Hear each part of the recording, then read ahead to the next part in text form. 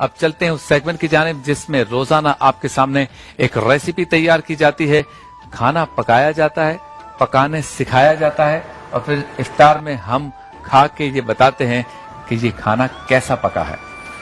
ये है इफ्तार का खूबसूरत सेगमेंट, इफ्तार मजेदार।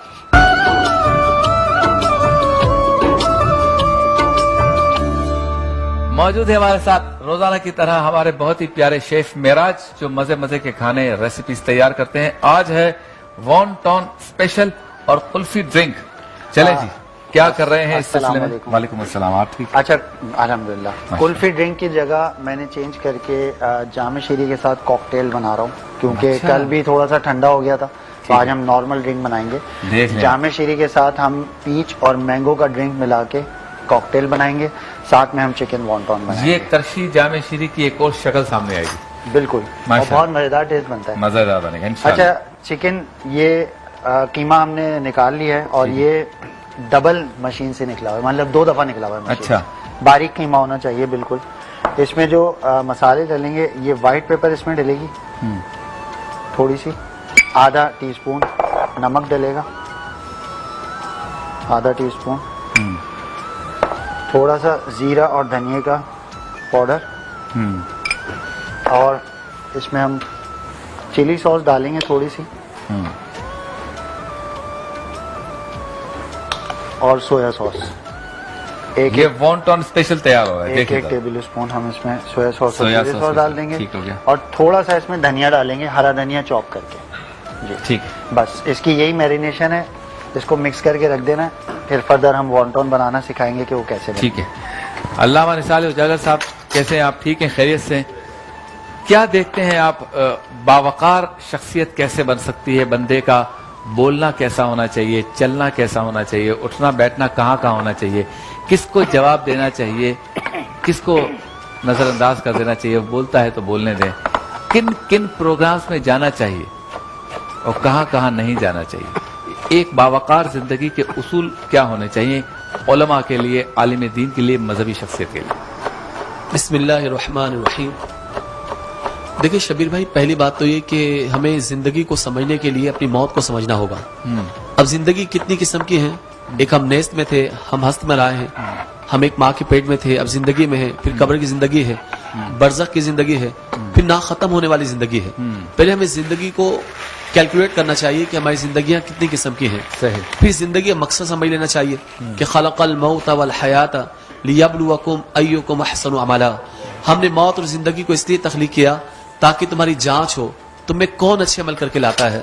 तो जब जिंदगी का मकसद क्लियर हो जाए ना, असल में हम तशकीक में पड़े रहते हैं, शुबे में पड़े रहते हैं, सिर्फ जाहिरी दुनिया को देखते हैं और उसी से अपनी जिंदगी का वकार समझते हैं। ऐसा नहीं है। बावकार जिंदगी के लिए समझना चाहिए कि असल जिंदगी क्या है और जिंदगी किन मराहिल से गुजरती है, और सिर्फ गम का नाम ही जिंदगी नहीं है या खुशियों का नाम जिंदगी नहीं है, बल्कि जिंदगी इनके माबैन चलती है और अपना सफर मुकम्मल इख्तियार किया करती है। मैंने देखा है कि बावकार जिंदगी के लिए, शख्सियत को निखारने के लिए कहाँ जाना चाहिए, कहाँ नहीं जाना चाहिए, वो हमें शरीयत से रहनुमाई लेनी चाहिए, क्योंकि अल्हम्दुलिल्लाह मुसलमान है। आज की रिसर्च, आज की साइंस जो भी तहकीक का दरवाजा खोलती है ना, अपने से पहले सुन्नत नबवी को वहां पाती है। तो हमारी असल जिंदगी तो यही होनी चाहिए, और ये सोचें कि तवील जिंदगी से बाबरकत जिंदगी ज्यादा अफजल है। सही, हमारी बहुत तवील जिंदगी हो लेकिन बरकत वाली ना हो, सिर्फ एक ऐसी जिंदगी हो कि जब हम भाग दौड़ लगी हो, ऐसा नहीं है।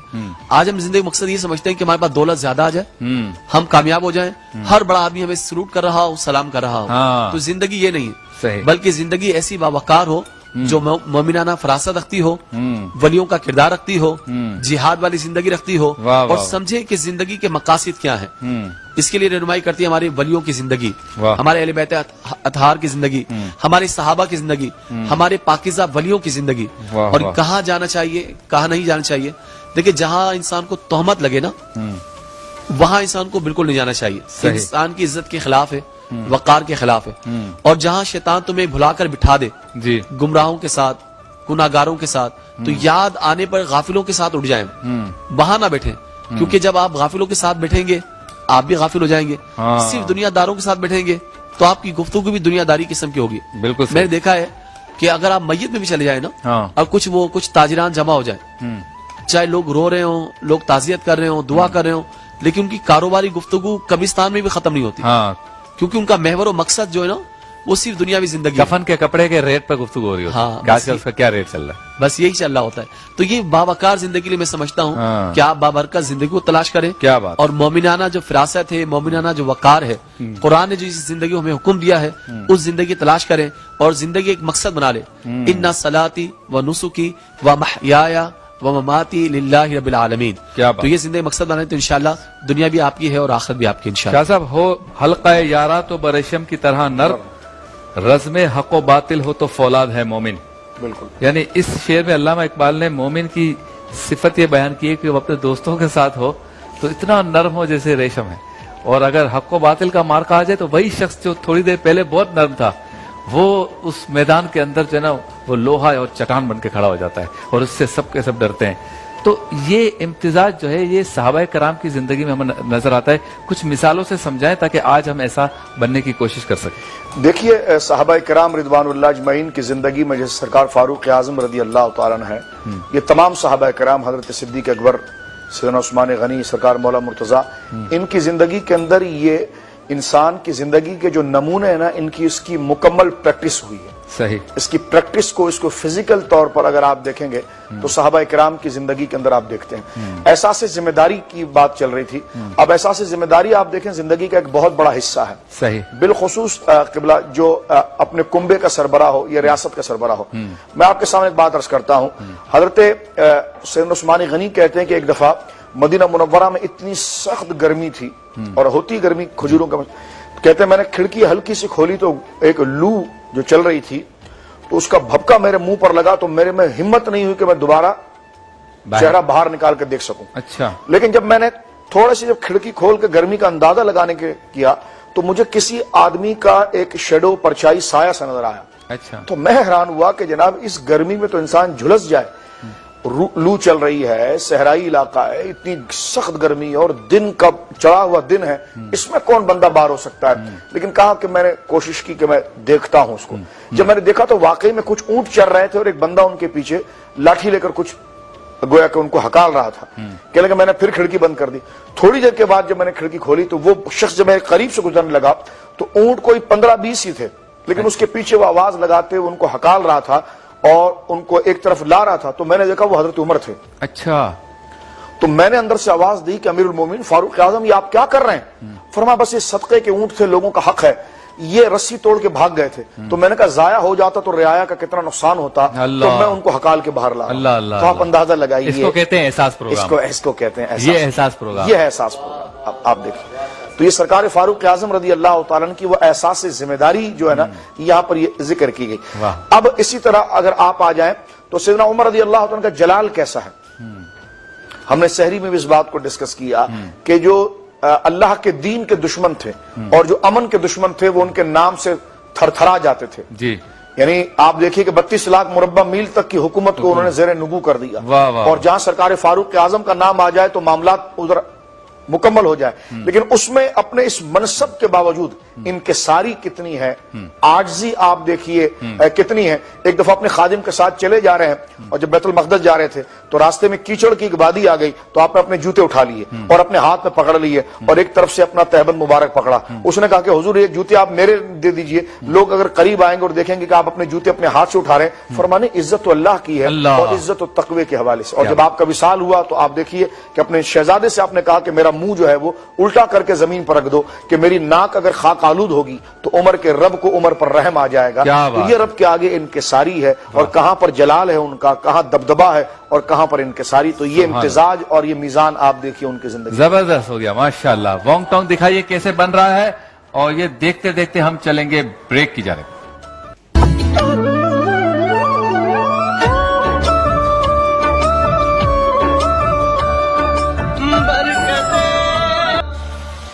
خوش آمدید ایک بار پھر آپ کی خدمت میں حاضر ہیں. آپ دیکھ رہے ہیں میرے پاس وان ٹون پک پک کے آ رہے ہیں. بالکل. تل تل کے آ رہے ہیں. تل تل کے آ رہے ہیں کشتیاں. اچھا یہ براؤن ہو رہے ہیں. براؤن ہو رہے ہیں اور یہ ہلکی آنچ پہ پکائے جائیں گے. اچھا. کیونکہ چکن کچا ڈالا ہے نا ہم نے. ہاں. تو یہ بہت زیادہ تیز اس میں اور تھوڑا ٹائم لیتے ہیں. ہم نے دیکھا تھا آپ جو ہے وہ آئل کو تھوڑا سا उंडेल कर बिल्कुल इसके अंदर भी डाल देते ताकि चिकन गल जाए। चिकन गल जाए और स्लो फायर पे इसको बनाना है ताकि ये अंदर से चिकन हमारा पक जाए, क्योंकि कच्चा चिकन इसमें डलता है। दिखाए जरा ये जो तला जा रहा है, देखें ये कभी कभी लांच जो है ना इसको उल्टा भी किया जाता है ताकि सही पक जाए, वरना ये कच्चा रहेगा तो ये हाँ फिर अच्छा नहीं लगेगा। सही, अभी देखे ना पक गया अंदर से भी। क्या बात है, परफेक्ट लांच हो गई। अच्छा फूल भी रहा है साइडों से है? बिल्कुल, क्योंकि ये उसमें बेसन हमने लगाया ना तो वो फूलता भी जा रहा है। अच्छा रेसिपी जरा दोबारा रिकैप कर देता हूँ। चिकन का कीमा ले लेना है डबल, उसको मशीन में निकलवा लेना है 2 दफा। बारीक कीमा चाहिए, मोटा नहीं चाहिए। ठीक है। और उसमें हमने डाला है नमक 1, white paper 2, chilli sauce, soya sauce 4, हरा धनिया 5 और जीरा और धनिया का पाउडर 6 और 7। बस ये आइटम इसमें हमने डाल के इसको मिक्स कर लिया। उसके बाद वॉन्टॉन बना के इसको फ्राई कर लें। और ये जो जूस हमने बिल्कुल इसमें जो डब्बे वाले जूस आते हैं कोई भी ले लें। जो हमने इसमें डाला है पीच का जूस, मैंगो का जूस और साथ में हमने जामे शीरी डाल के इसको ब्लेंड कर दिया। तो एक कॉकटेल बन गया, बहुत मजेदार। खुशबू बड़ी जबरदस्त है इसकी। बिल्कुल, ये पीने में भी बहुत जबरदस्त है। वो तो अभी इफ्तार के बाद ही पता चलेगा पीने में जबरदस्त है। और हल्का ठंडा पिए। चीनी इसमें हमने बिल्कुल भी नहीं डाली। हाँ सारी चीनियाँ तो सारी चीजें ऑलरेडी बहुत शुगर है ना इसमें। सारे जूसेस में शुगर एक तो चीनी है जो हम खाते हैं, बिल्कुल। एक शुगर है जो हो जाती है और एक चीनी है जो है और जहाँ से सब है। एक चीनी हम खाते हैं और एक चीनी है जो सबको खाते हैं। देख लें, चीनी हर चीज खाते हैं, भी एक बात है। अच्छा जो सबको खाते हैं ना, चाइना में हर चीज खाई जाती है। हर चीज जो सबको खाते हैं ना वो हमारे दोस्त भी बहुत अच्छे हैं। ये तो है ना, हमेशा दूर से आवाज देते हैं कुछ चाहिए भाई, हम हैं। बिल्कुल ऐसे ही अच्छे दोस्त हैं। चीन हमारा अच्छा पड़ोसी मुल्क है। चीन की हुकूमत को, चीन के लोगों को पाकिस्तान के लोगों से बड़ी मोहब्बत है, प्यार है, तो अच्छी बात है, तो उसकी तारीफ करनी चाहिए। हाँ ये है वहाँ पे कुछ मसाजिद और मुसलमानों के साथ इश्यूज आए हैं जिसको यहाँ पर हम जिक्र नहीं करेंगे, लेकिन इतना जरूर करेंगे या मुसलमानों ने किसी का क्या बिगाड़ा है। मोहब्बत करें, हम मोहब्बत वाले लोग हैं, हमसे बना के रखें। हमारे लोगों की टेक्नोलॉजी जो है ना वो सबसे बड़ी टेक्नोलॉजी है दुआ की, और उसकी रफ्तार आपके एटम बमों से भी ज्यादा है। देखें आज जिसके पास 200 एटम बम है ना उसके पास कोरोना की वैक्सीन नहीं है। बिल्कुल। और हमारे पास दुआ एक ऐसी वैक्सीन है जो इंशाल्लाह ताला 15-20 दिन महीने में सारी चीजें ठीक हो जाएगी इंशाल्लाह। शाह साहब वैसे ये भी अजीब सी बात है कि इतने बड़े बड़े दुनिया के ममालिक, किसी के पास 70 एटम बम है, किसी के पास 35 एटम बम है, यूरोप में, अमेरिका में, कनाडा, ऑस्ट्रेलिया, इसराइल, सारी, तो किसी को इलाज नहीं मिल रहा कोरोना का। और बाकी इनसे कुछ और बदमाशियां करवा लो, अभी कर लेंगे। इसको मार दो, जनाजे पे बम मार दो, 5 आदमी उधर मर गए, शादी पे अफगानिस्तान में बम मार दो, 1000-2000 मुसलमान उधर मर गया, यमन खत्म कर दो, शाम खत्म कर दो, लीबिया खत्म कर दो, कोरोना खत्म नहीं हो रहा इनसे। अपने 65,000 बंदे मरवा दिए। देखिए मुकाफतुल अमल भी है, जाहिर सी बात है। जिन बच्चों को समंदरों में गरक कर दिया गया और शाम के साहिलों पर जो वो प्यारे प्यारे मासूम बच्चे जिनके लाशें मौजूद रहे और पूरे इलाकों को तहस नहस कर दिया, फूल जैसी जन्नत वादी को जो है कि जलाकर राख कर दिया, तो हम कोई बद्दुआ तो नहीं करते ना हम कोरोना से इनके मुल्क में जो लोग मर रहे हैं हम इससे खुश नहीं है। नहीं, ये तो जाहिर सी बात है, किस तरह खुश हुआ जा सकता है, लेकिन हम अपने दुख का इजहार करते हैं कि शाम में जो हुआ बड़ा शदीद जुल्म हुआ, अफगानिस्तान में जो हुआ और शदीद जुल्म हुआ, दुनिया के अंदर मुसलमानों के ऊपर जो खतरनाक किस्म की बमबारियां हुई वो जुल्म हुआ। इराक के अंदर तो अल्लाह अकबर, एक कयामत क्या होगी जो हमने कयामत शाम के अंदर देख ली और हाल देख लिया। तो लिहाजा ये चीज है कि ये चीजें तो लौट कर आती हैं जी। तो लिहाजा मुसलमानों को भी चाहिए कि अपने आप को मजबूत करने के लिए जो नबी करीम अलैहिस्सलाम के बते हुए तरीके हैं, इत्तेफाक के जरिए अपने असल अहदाफ जो है उस पर नजर रखते हुए तालीमी मराहिल को बिलखुसूस जो है कि वो अपने औलादों को, अपने तालीमी निज़ाम को, अपने निज़ाम को दुरुस्त करके आगे बढ़ने की कोशिश करें, अपना वक्त ज़ाया ना करें, अपने आप को उन कामों में ना मुलविस करें कि जिससे हमें कोई सरोकार नहीं। आज उन अक़वाम ने इन चीज़ों को यकीनन अप्लाई किया है कि वो काम ही नहीं करते कि जिसमें उनको कोई फायदा ही ना हो, उसी काम में अपना वक्त सर्फ करते हैं। जो वक्त बच गया तो वो अपने बच्चों के लिए वो सर्फ करते हैं, उनकी तालीम के लिए सर्फ करते हैं। तो लिहाजा आज जिस तरह हम वक्त का ज़िया करते हैं, तालीम का ज़िया करते हैं, पूरा निसाब एक हमारे सामने होने के बावजूद تمام حقائق ہمارے ہونے کے باوجود ہم اس سے کس قدر استفادہ کرنے سے قاصر ہیں. تو یہ ہماری کوتاہیاں ہیں، اس پر بھی ہم نے توجہ کرنی چاہیے. دعا کے ساتھ ساتھ ہم نے اپنی عملی زندگی میں بھی کچھ پریکٹس کرنی چاہیے، کچھ عملی چیزیں لانی چاہیے. یہ تو ایسی چیز ہے جس میں اللہ رب العالمین نے قرآن میں ارشاد فرمایا کہ وَإِذَا أَنْعَمْنَا عَلَى الْإِنسَانِ أَعْرَضَ وَنَأَىٰ بِجَانِبِهِ وَإِذَا مَسَّهُ الشَّرُّ كَانَ يَئُوسًا، کہ جب ہم انسان کو انعام اور ترقی دیتے ہیں، راحت اور سہولت دیتے ہیں، تو یہ ہم سے منہ موڑ کر کہیں اور چلا جاتا ہے، شیطان کے راستے پر چلا جاتا ہے. اور وَإِذَا مَسَّهُ الشَّرُّ كَانَ يَئُوسًا، اور جب اس کو امتحان کے طور پر تھوڑی سی اگر گرمی ملتی ہے اور تھوڑی سی تکلیف ہوتی ہے تو فوراً نا امید ہو کر گر پڑتا ہے. تو لہذا یہ انسان کی جو ہے کہ وہ عادت ہے. تو جو نبی کریم علیہ الصلوۃ والسلام کا طریقہ ہے، جو دعا ایک بہت مؤثر طریقہ ہے، لیکن ظاہر سی بات ہے جس سے یہ دعا ہم کر رہے ہیں، مثال کے طور پر میرا اور آپ کا ایک کمٹمنٹ ہو اور اگر میں اس کمٹمنٹ پر نہ پورا ہو پاؤں، اتر پاؤں، تو آپ پر کیا گزرے گی؟ صحیح. آپ کی اولاد اگر آپ کا کہنا نہ مانے تو آپ سر پکڑ کے بیٹھ جائیں، کس طرح میں نے اس کو پالا تھا اور یہ کیا کرتا ہے. تو لہٰذا اللہ رب العالمین جل وعلا جو خالق حقیقی ہے، جو سارے انعامات اسی کی جانب سے، صبح شام اس سے کمٹمنٹ کے خلاف ورزی جو ہم کر رہے ہوتے ہیں، اس کے بلانے پر ہم نہیں جا رہے ہوتے ہیں. باپ 10 کو شکایت کرتا میں نے بیٹے کو بلایا، کتنا فرمانے وہ آتا ہی نہیں ہے. تو باپ نے ہم پر کیا احسان کیا جو اصل احسان اللہ رب العالمین نے کیا. اور مسجد کے میناروں سے حی علی الصلاۃ کی آوازیں آ رہی ہوتی ہیں، ہم ایک کان سے سن کر دوسرے کان پر نکال دیتے ہیں. تو کس طرح ایک نکما بیٹا اور ایک آنکھ کیا ہوا بیٹا کہہ سکتا ہے، اپنے باپ کا نام لے سکتا ہے، پھر بھی رب کریم پھر کہتا ہے پھر معافی مانگ لو، پھر دوبارہ آ جاؤ تو میں تمہارا عروج بھی تمہیں لوٹا دوں گا. تو لہٰذا ہمیں چاہیے کہ اللہ رب العالمین سے ہم رجوع کریں، اسلام کے قریب آئیں، دین کے قریب آئیں، اور اپنے ذہنوں کے اندر جو تشویشیں، اور اس لیے دیکھیے کہ سرکار فاروق اعظم سے کسی بندے نے پوچھا تھا کہ وہ بندہ جو ہے نا وہ بڑا فارغ ہے، فرما مومن کبھی فارغ ہوتا ہے؟ حضرت عمر کو تعجب ہوا کہ مومن کبھی فارغ ہوتا ہے؟ کہ جی آج کوئی کام نہیں، فارغ بیٹھے ہیں. تو کہ مومن تو کبھی فارغ نہیں ہوتا. اس کا مطلب ہے کہ اس کا دھیان بھی ایک اچھی فکر کی طرف ہوتا ہے، مستقبل کے اندر اپنے معاملات کی طرف ہوتا ہے، اپنے کی ہوئی کوتاہیوں کی تلافی کے لیے اور اپنی غلطیوں سے سیکھنے کے لیے ہوتا ہے، تمام جو نظائر اس کے سامنے موجود ہے اس میں ترقی کی راہ کی طرف بڑھنے کے لیے ہوتا ہے. تو لہٰذا مومن کبھی فارغ نہیں ہوتا. یہ فاروق اعظم رضی اللہ تعالیٰ عنہ کا قول مبارک ہے. اس لیے حضور علیہ الصلوۃ والسلام نے اللہ سے جن چیزوں کی پناہ طلب کی ہے، وہاں جہاں کفر ہے، جہاں نفاق ہے، وہاں حضور نے سستی سے بھی پناہ مانگی ہے، تن آسانی سے پناہ مانگی ہے. بہت خوب. تو لہٰذا یا اللہ میں تجھ سے عجز سے، کسل کہتے ہیں سستی کاہلی، کہ بس پڑے میں مرداروں کی طرح. تو یہ ایک وہ چیز ہے کہ یہ جو ایک اللہ کے عذاب کی ایک شکل ہے. تو اس سے بھی معافی اللہ رب العالمین سے پناہ طلب کی ہے کہ جو آپ اگر بدن میں سستی کیوں ہے، کوئی اپنے آپ کو آپ کی جو ذمہ داریاں اس کاموں کی طرف آپ کیوں نہیں کرنے، ناکارہ کیوں بنا دیا؟ جی خود کو ناکارہ کیوں بنا دیا؟ ناکارہ کیوں بنا رہے؟ ایسے لوگوں کی صحبت آپ نے کیوں اختیار کی؟ اپنی خواہشات کو آپ نے کیوں اتنا بڑھا لیا ہے؟ شیخ چلی والے خواب آپ کو کیوں آ رہے ہیں؟ کیوں نہیں ایسے لوگوں کے ساتھ آپ بیٹھتے ہیں جو زندگی آپ کو سنجیدگی کے ساتھ آپ کے سامنے رکھے؟ اس لیے حضور علیہ الصلوۃ والسلام نے شاہ فرمایا کہ میری امت کی سب سے پہلی جو بربادی ہے وہ طول العمل، وہ لمبی امیدیں ہیں، شیخ چلی بننا ہے. صحیح. اور میری امت کی سب سے پہلی بھلائی جو ہے وہ اللہ کی تقدیر پر یقین ہے. صحیح. کہ اس کو حاصل کرنے کے لیے میں نے پریکٹیکل طور پر کیا کرنا ہے. یہ تھوڑی ہے کہ اسلام لانے کے بعد آپ کی گھر کی چھت جو ہے وہ سونے کی ہو جائے گی. یہ اسبابی چیزیں آپ کو محنت کرنا پڑے گا. اللہ رب العالمین نے جو راہ بتا دی اس میں سٹرگل کر کے پھر اس پر ترتیب اسباب کی ان کام کی کرنے کے بعد نتیجہ اللہ رب العالمین تک رکھنا پڑے گا. سرکار علیہ الصلوۃ والسلام کی 13 سالہ جو زندگی مکی کی ہے، مکی زندگی آپ دیکھیں کس قدر کٹھن زندگی ہے. صحیح.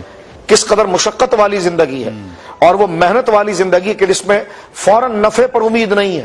اپنا جو کام ہے وہ کرنا ہے، اپنا جو کام ہے وہ کرنا ہے. فوراً نفع پر امید نہیں ہے کہ جو آپ کے احساس کو توڑ دے، بلکہ یہی نفع کافی ہے کہ میرے رب کا یہ حکم ہے اور میں اس کی تعمیل کر رہا ہوں. بہت خوب، ماشاءاللہ. اور ایک بات میرے ذہن میں آئی، جلدی میں وہ کر دوں. کہا گیا تھا کہ 15 جون سے سندھ میں میٹرک کے ایگزامز ہو رہے ہیں، تو حکومت ذرا واضح کر دے کہ ہو رہے ہیں کیونکہ بچے بہت پریشان ہیں. دوسرا معاملہ ہے CIS یعنی کیمبرج کے جو ایگزام ہیں، اس کے بارے میں مختلف قسم کے نوٹس آئے تھے اور سرکولرز آئے تھے انٹرنیشنلی، اس کو بھی ذرا بتا دیا جائے کہ اس کا کیا ہوا. اور وفاقی حکومت اسکولیں کھولنے کے حوالے سے جو لوگوں میں باتیں آج کل ہو رہی ہیں کہ یہ بھی اب بھی جون میں نہیں کھلیں گی، جولائی میں کھلیں گی یا اکتوبر تک بند رہیں گی. اور چونکہ کل نیو یارک کے گورنر نے اعلان کر دیا کہ پورا سال اسکولیں نہیں کھلیں گے امریکہ میں، نیو یارک کے اندر، یہ اس نے اعلان کر دیا. پھر سنگاپور نے اپنا لاک ڈاؤن 15 جون تک بڑھا دیا ہے. تو یہ باتیں اس کو تقویت دے رہی ہیں. تو بچے بہت پریشان ہیں. میری گزارش ہے آج کے پروگرام کے توسط سے کہ ذرا اس کی وضاحت کر دیں، کیونکہ بچے جو آپ کے واؤچرز ہیں نا وہ تو دیکھ رہے ہیں جو آپ TCS سے بھیج رہے ہیں فیسوں کے، اور یہ بھی نہیں پتا 20% کم ہوئے یا نہیں ہوئے، ہر جگہ کنفیوژن ہے. اور پھر یہ بھی نہیں پتا کہ آپ نے جو آن لائن پڑھانے کا وعدہ کیا تھا وہ کہاں کہاں پورا ہو رہا ہے، اور اگر پورا ہو بھی رہا ہے تو پھر کہیں نیٹ نہیں ہے، کہیں نیٹ والے کو دینے کے لیے پیسے نہیں ہیں، کہیں لیپ ٹاپ نہیں ہے، کیسے پڑھ رہے ہوں گے؟ کوئی بچہ اتنا پڑھ کے آئے گا چھٹیوں کے بعد، کسی نے کچھ نہیں پڑھا ہوگا. ٹھیک کر لیں اس کو. اور اب تیاری میرے خیال میں ہونی چاہیے شاہ صاحب کہ کھلنے کے بعد ہمیں کہاں کھڑا ہونا ہے. ہاتھ جوڑ کر پریس کانفرنس میں رونے کی ایکٹنگ کرنے کی بجائے، ہاتھ جوڑنے سے کام نہیں، رونے کی ایکٹنگ کرنے کی بجائے جو کام کرنے کے وہ کام کر کے دکھانا یہ لازم. اچھا کمال یہ ہے کہ ہر کوئی ہاتھ جوڑ کے رو رہا ہے.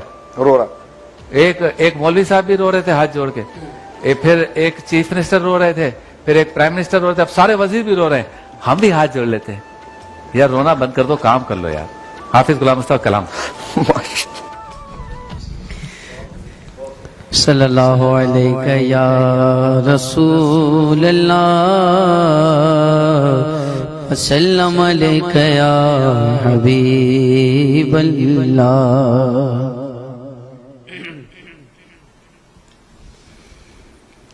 اقبال عظیم کے کلام کے چند اشعار پیش کرتا ہوں. حضور فرماتے ہیں میں لب کشا نہیں ہوں، سبحان اللہ، میں لب کشا نہیں ہوں اور میں گوے التجا ہوں، میں محفل حرم کے آداب جانتا ہوں، میں محفل حرم کے کوئی تو آنکھ والا گزرے گا اس طرف سے،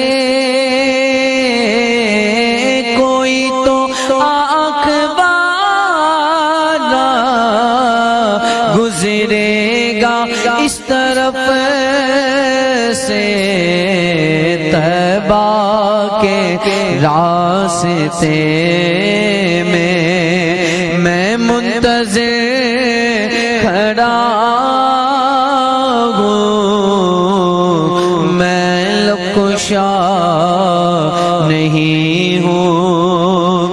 یہ روشنی سی گئے، خوشبو کہاں سے آئی، یہ روشنی سی گئے، خوشبو کہاں سے آئی، شاید میں چلتے چلتے روضے تک آ گیا ہوں، میں لب کشا نہیں ہوں. جو کچھ بھی مانگنا ہو وہ ان کے در سے مانگو، جو کچھ بھی مانگنا ہو وہ ان کے در سے مانگو. یہ در بہت بڑا